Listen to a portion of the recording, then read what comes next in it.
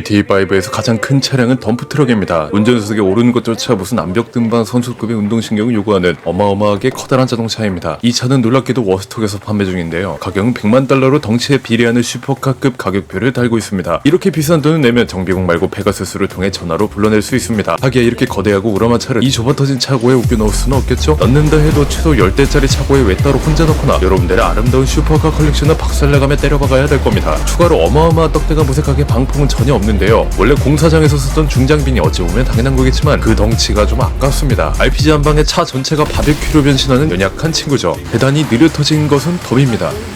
범위를 비행기까지 확장시킨다면 이야기가 또 달라집니다. 가장 거대한 이동수단은 바로 화물송기인데요. 경락고보다 더 커다랗지 않습니까? 스토리 모드 도중에도 등장하고 온라인의 메리에도 밀수 등 각종 미션에서 잊을만 하면 등장하곤 하는데 대체 보관은 어디다 하는지 의문입니다. 알코노스트도 움츠러들게 만든 이 사이즈야말로 로산토스 제1의 덩치라고 할 수 있죠. 당연히도 이건 구매가 불가능하고 스토리 모드에서 딱 한 번 조정할 수 있는 게 전부입니다. 워낙에 거대해서 행성을 조정하는 기분이죠. 하지만 이건 너무 제한사항이 많지요? 돈으로 살 수 있는 가장 커다란 이동수단은 알코노스트입니다. 경락고에 저장도 가능해서 개인 차량처럼 호출도 가능하니 실질적으로 구매 가능한 가장 큰 이동수단은 알코노스트입니다. 반면 가장 작은 차는 단연코 RC 밴디토입니다. 사람이 탑승한다기보다 조정한다는 게 맞겠지만 어쨌든 운전할 수 있는 물건들 중에서 가장 아담하죠. 화물 비행기의 시점에서 보면 거의 등짝에 난 여드름 같은 존재감을 보여주는데 아예 인지하는 것조차 힘겨울 정도로 크기 차이가 극심합니다. 코끼리와 미토콘드리아의 크기 차이와 비슷하다고나 할까요? 여하튼 이런 조그마한 장난감 차가 뭘 할 수 있겠냐고 힐난하겠지만 꽤 드라마틱한 특징이 있는데요. 가미카제 뺨치는 자폭 기능과 점프 기능 그리고 크기와 반비례하는 가격이 참 인상적입니다. 무려 160만원인데 이따위 플라스틱 나부랭이가 뒤밭이 바그나보다 비싸니 기가 탁 막히죠. 그렇다면 차다운 차들 중에서는 어떤 게 가장 작을까요? 펜터도 있고 비프타도 작지만 베토 클래식이 가장 작습니다. 사람 발보다도 작은 바퀴에 홀린 체프문이 기쁨의 트월킹을 출만한 경량화 된 차체 그리고 운전자 등짝을 스트레이트로 마사지하는 조그마한 엔진까지 이건 정말 최소한의 자동차라고 할 수 있겠습니다. 드라우그로마저 마이바흐급의 럭셔리 세단으로 느껴지게 만드는 황량한 실내가 일품이죠. 창문 문짝 그따위 거 다 모르겠고 그냥 엔진 핸들만 달아놓았습니다. 이런 게 바로 미니멀리즘 아니겠습니까?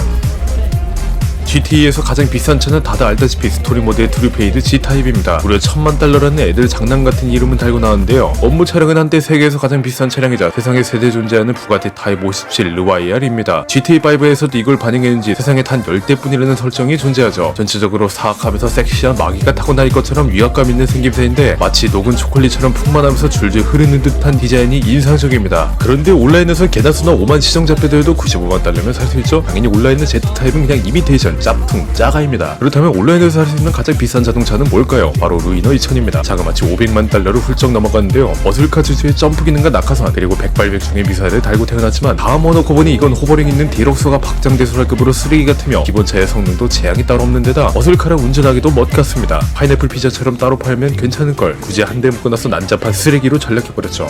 비행기까지 합친다면 가장 비싼 이동수단은 룩소르 디럭스입니다. 개인용 여객기의 승부를 바른 버전으로 그냥 돈 많은 중국 틱톡 재벌이나 환장할 듯한 색감입니다. 스토리 모드의 트루페이드 G타입처럼 1000만 달러라는 가격을 자랑하는데요. 발레의 누금이 짝 튀어나왔는지 오리지널 디럭스에 비해 가격이 6배 넘게 껑충 뛰어버립니다. 이건 루이너 2000보다 더한 돈지랄의 상징이라고 할 수 있겠네요. 지폐를 담배불 붙이는 고인물들도 거를 만한 물건입니다. 자매품으로 스위프트에 금박을 칠한 스위프트 디럭스도 존재하니 둘 다 구매하고 파티에서 으스대면 분명 뒤에서 누군가 흉보는 소리가 끊임없이 들릴 겁니다. 반대로 가장 저렴한 건 역시 무료 차량들이겠죠. 스타터팩이나 소셜 클럽이 연동됐다면 LG를 포함해서 수많은 무료 차량들이 있습니다. 그나마 가장 괜찮은 무료 차량을 꼽아본다면 스포츠카 중 상위권이 아니수 LG RH8 당장은 맹구 같아도 슈퍼카로 지날 수 있는 브라보도 벤시 무료라는 가격에 비해 분에 넘칠 정도로 고급스러운 이너스 윈저 정도가 있겠네요. 무료 차량을 제외하면 3000달러짜리 캐런 레벨이 가장 저렴합니다. 하나로 약 400만원인데 그래도 꼴의 조립형 PC보다는 값비싼 몸값을 자랑합니다. 솔직히 말해서 추리하고 썩어 문드러진 외형을 보호할 때 400만원도 상당할 공갈치기라는 것을 알 수 있습니다.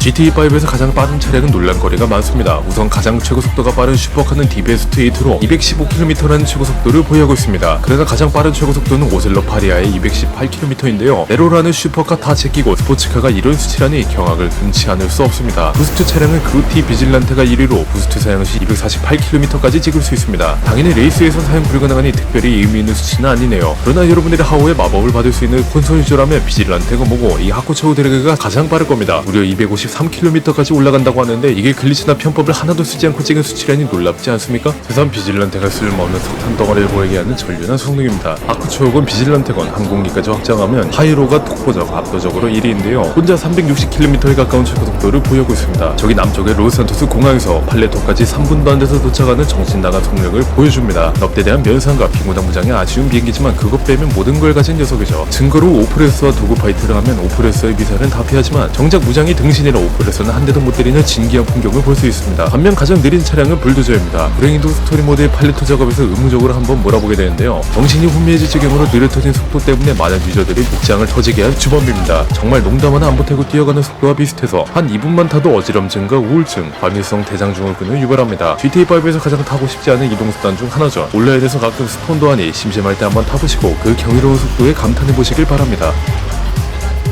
GTA5에서 가장 희귀한 차는 여러 후보가 있지만 로스트 슬랩맨입니다. 오로지 카지노의 럭키힐 보상으로만 얻을 수 있는 차량인데 일단 조건부터가 말이 안 되죠. 매주 400대가 넘는 차량들이 랜덤으로 바뀌는 데다 카지노 럭키힐에서 자동차가 나올 확률도 극악이며 더군다나 한국인들은 아예 문전박대 당해서 접근조차 불가능하니 가히 로스산토스에서 가장 얻기 힘든 차량이라 해도 과언이 아닐 겁니다. 이런 명성에 비해 가끔 로스트 MC 관련 미션에서 끊임없이 나오는데요. 이걸 만약 차고에 가져간다면 어떤 방식으로든 차고에 집어넣는 걸 막아놨습니다. 미션 중에도 불가능하고 미션이 끝나도 이런저런 핑계를 대면 딱지를 놓기 일쑤죠. 버그는 그렇게 해프게 뚫려주면서 이런 건 꼼꼼하게 무슨 수를 써도 못 먹게 막아놓다니 락스타 개발진들이 참 야속해지네요. 또 다른 희귀 차량은 바로 이 녹슨 트랙터가 있습니다. 병신 같고 미개하며 야만인 같은 아레나오 랭크를 1000레벨이나 올려야 비로소 해금되는 신성 그 창인생의 상징입니다. 몇천 판을 이겨야 비로소 타볼 수 있는 기가 막힌 차량이죠. 방탄방습이 귓방망이를 후리는 추레하고 녹슨 모습에 성능은 아까 도저와 맞먹는 수준입니다. 그냥 이건 하지 말라고 만든 것 같습니다. 대체 무슨 발상으로 대쪽망한 콘텐츠인 아레나오에 1000레벨 랭크 보상을 만들었으며 금일봉우조도 성의 안찰판의 보상으로 병신 같은 녹슨 트랙터로 했는지 개발진들의 골통 뚜껑을 오픈하고 싶어지네요.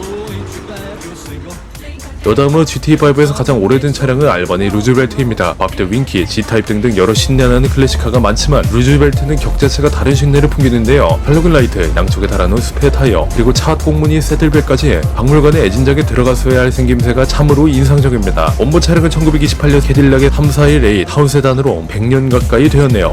실제 차량 말고 순수하게 GTA 시리즈 내에서 가장 오래된 차는 무엇일까요? 바로 브라바도 벤시입니다. 시리즈 내내 유일하게 GTA 3, 바이스시티, 산안드레아스, 4, 5까지 모든 시리즈의 개근에 GTA 시리즈 내에서 가장 오래된 차량이라는 타이틀을 갖고 있습니다. 그러나 슬픈 점은 3D 세계관의 벤시는 현재 RM87처럼 GTA 시리즈에서 가장 빠른 자동차 중 하나였지만 지금의 벤시는 그냥 멍청하게 생긴 흔한 스포츠카라는 점입니다. 심지어 업그레이드 버전인 벤시 900R도 개차반 같은 취급을 받고 있어 벤시의 위상은 바닥을 뚫어 내외까지 진출한 수준이죠.